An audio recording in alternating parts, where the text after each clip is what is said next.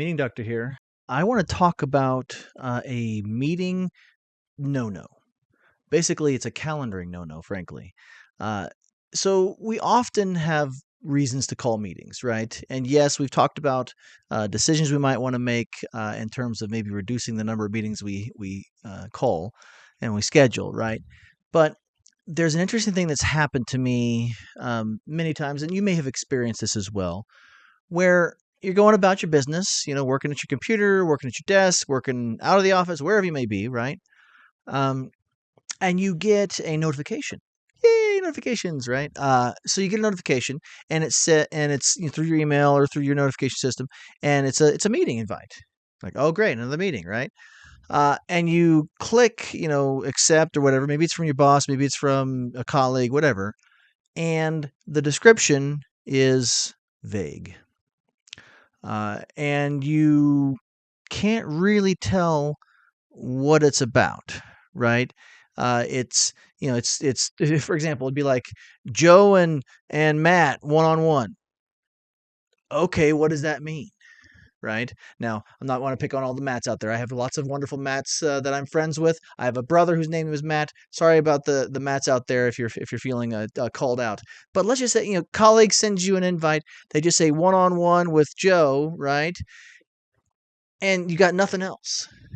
You don't know what the one on one is. Maybe this person, you have a history of having a strained relationship. Maybe this is your boss. Maybe this is it's a colleague, right? Maybe it's about a project. You just don't know, right? And now it's taking up a spot on your calendar. Maybe it's a half hour, maybe it's an hour, maybe it's 45 minutes, whatever it is. It's time. It's time that is now gone. And so this is the no-no. This is the don't. Don't schedule a meeting without providing information, right? Enough information that the people who are accepting the invite, who hopefully you've curated the invite to those people you actually need to be there, that they know what it's about, that the purpose is clear, either in the title of the invite, right? Or in the message that comes with it, or in an attachment with an agenda, or an email that follows something. But be sure that before they're looking at the invite and wondering what's going on, they easily can figure that out, right? And that's really important. And that's important for a few different reasons. First off, it's a pet peeve of those meeting scientists out there who study this stuff, which is important, I think. But more importantly, um, if they don't know the purpose, they don't know how to prepare.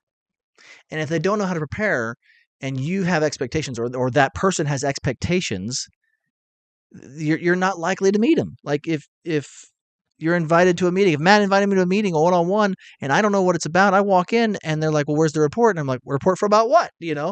And so they're just not, there's no chance of being prepared. Even if people don't generally prepare for meetings, which is actually true, sadly, they have no chance to prepare if they don't even know the purpose. So don't do a calendar invites that are vague.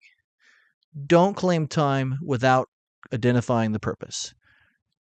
Don't just send out an invite to everybody on the team when you might need to talk to just one or two or three of the people on your team, right?